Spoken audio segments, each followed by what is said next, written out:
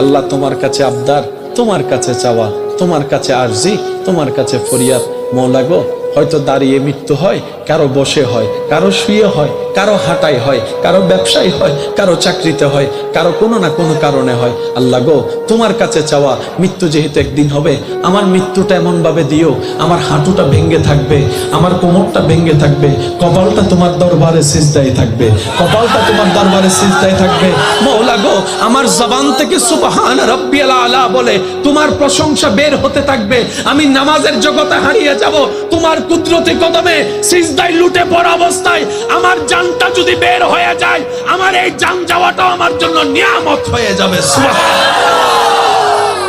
উনারা হচ্ছে রহমতের কাছে, আমরা জোর করে লইয়া লাই, ওনাদেরকে আল্লাহ যা দেয় ওনারা সব দিয়া লাই। আমরা আপনকেও ক্ষমা করি না, ওনারা দুশমনকেও মাফ করে দেয়। সুবহানাল্লাহ, জোরে বলেন না। দিল আপনার আমার বড়। বলে যে কিভাবে বুঝলা?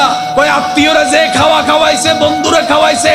শ্রদ্ধার সাথে বলি, আপনকে খাওয়ানো এটা দানবীর বাহাদুরির লক্ষণ নয়। আরে আপনরা তো সবাই খাওয়ায়, বাহাদুরি তো তখন হবে যার চেহারা আপনার মন দেখতে চায় না, তার উপকার যদি করতে পারেন, তাকে খাওয়াইতে পারেন মন ভরে, তখন আপনার দানবীরতা বোঝা যাবে।